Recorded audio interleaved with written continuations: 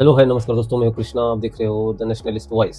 तो Nashik TCS case में एक नई अपडेट निकल के सामने आई है, जहां पे एक वहां का मेल एम्प्लॉय जिसने अपनी कथा और अपनी व्यथा बताई है, वो बता रहे कि उनको किस तरह की यातनाएं और किस तरह का दर्द झेलना पड़ रहा था। और ये एक दो दिन से नहीं, सालों से चल रहा था। मतलब पिछले 4-5 साल से उस बंदे को वो सारे के सारे जो दुख दर्द वो झेलने पड़ रहे थे। और उसने वो जो अपना बयान दिया है उसमें बताया कि उनके जो जो लीडर थे, टीम लीडर, जो कि अभी अरेस्ट हुए 5-6 लोग, उसमें से 2 लोग जो उनके लीडर थे, वो अपना खुद का काम इस बंदे के पास देते थे कि ये सारी की सारी फ़ॉर्मेलिटीज़, ये सारी का सारा जो वर्क है, ये हमारा आप पूरा करो।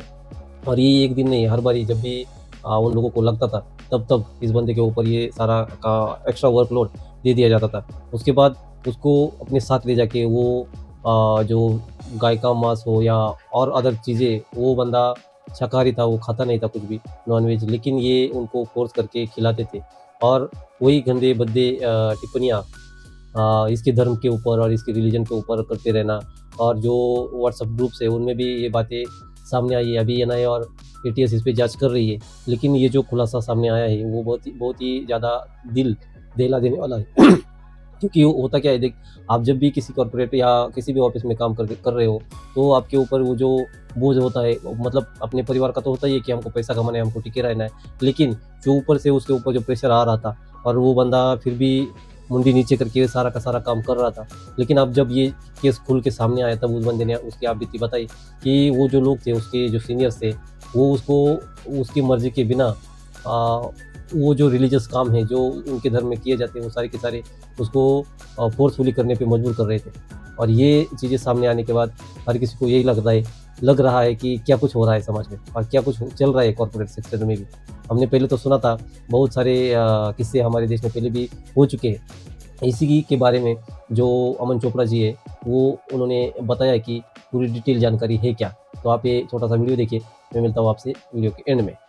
ये जो टीसीएस ग्रूमिंग ट्रैप, जिसे नितेश राणा ने कॉर्पोरेट जिहाद का नाम दिया, उसमें एकमात्र पीड़ित जो पुरुष हैं, उनका बयान सामने आ गया साहब। उनका बयान सुनेंगे आप हिल जाएंगे अंदर से। मैं कोट अनकोट पढ़कर बता रहा हूं, वो सुनिएगा। वो कह रहे मैंने 2022 में कंपनी ज्वाइन की थी। उस समय तौसीफ अत्तार, दानिश शेख और बाकी लोग मेरी टीम का हिस्सा थे। तौसीफ अत्तार हमारे टीम लीडर थे और वो अक्सर अपना और दानिश का काम मुझे दे दिया करते थे। मुझे अतिरिक्त काम का बोझ पड़ता था, बट चूंकि वो मेरे टीम लीडर थे, इसलिए बिना किसी आपत्ति के मैंने काम किया। यहां तक सब ठीक। आगे वो अपने बयान में कहते हैं कि मेरा परिवार रविदास स्वामी जी का भक्त है। मैं हिंदू धार्मिक परंपराओं का पालन करता हूं। मैं रुद्राक्ष माला पहनता हूं। मेरे धर्म के प्रति, मेरी आस्था के प्रति तौसीफ और दानिश अक्सर धार्मिक चर्चा करते थे। वो मेरी आस्थाओं पर सवाल उठाते थे। हिंदू देवी देवताओं परंपराओं के बारे में टिप्पणी करते थे, जैसे कि सिर्फ अल्लाह ही है, हिंदू मान्यताएं गलत हैं। वो हिंदू देवी देवताओं के बारे में अपमानजनक बातें करते थे। ऑफिस में तौसीफ और दानिश मुझे मनमाने तरीके से काम देते थे। कई मौकों पर मुझे देर रात होटल ले जाते थे, जहां पर मुझे मांसाहारी भोजन करने का दबाव डालते थे। जब मैंने मना किया तो उन्होंने मेरी धार्मिक भावनाओं पर टिप्पणी की। वो लगातार हिंदू देवी देवताओं के बारे में अपमानजनक बातें करते रहे और अपने धर्म की प्रशंसा करते रहे। धर्म परिवर्तन के दबाव जैसा था वो। तौसीफ और दानिश दूसरे कर्मचारियों के साथ भी यही करते थे। अब आगे सुनिए। 2023 में रमजान ईद के अवसर पर तौसीफ मुझे अपने घर ले गया। मेरी इच्छा के विरुद्ध मुझे टोपी पहनवाई, नमाज पढ़ने के लिए मजबूर किया गया। मेरी फोटो ली गई, एक ग्रुप में साझा की गई, जिससे मुझे मानसिक कष्ट हुआ। तौसीफ, दानिश शेख, शाहरुख शेख, रजा मेनन ने मुझसे कार्यस्थल पर कलमा भी पढ़वाया, ये जानते हुए भी कि मैं सतगुरु की बैठक में जाता हूं, शाकाहारी जीवन शैली अपनाता हूं। तौसीफ और दानिश मुझे देर रात होटल ले गए, मुझे मांसाहार खाने का दबाव डाला। मैंने मना किया, बुरे परिणाम होंगे ऐसा धमकी दी गई। मार्च 2023 में ये बताते हैं कि उनके पिता को पैरालिसिस का अटैक पड़ा। परिवार कठिनाइयों का सामना कर रहा था।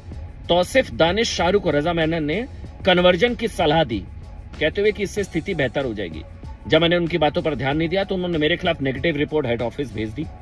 नकारात्मक रिपोर्ट, मुझे टॉर्चर किया गया, कार्यस्थल पर प्रताड़ित किया गया। मैंने विरोध किया तो मेरे धर्म के बारे में अनुचित टिप्पणी की गई और फिर उनका और मेरे बीच में व्यवहार शत्रुतापूर्ण हो गया। मेरी पत्नी के बारे में अपमानजनक टिप्पणियां की गई, विवाद हुआ। तौसीफ ने मुझ पर पंखा फेंका, मुझे धमकाया। मैंने एचआर से भी शिकायत की, दूसरी महिलाओं के बारे में भी टिप्पणियां की और उन्होंने कहा ये मेरा कार्यकाल 2022 से 23 मार्च 2026 तक का। तो देखा आपने किस तरह की यातनाएँ और किस तरह का दर्द वो बंदा झेल रहा था।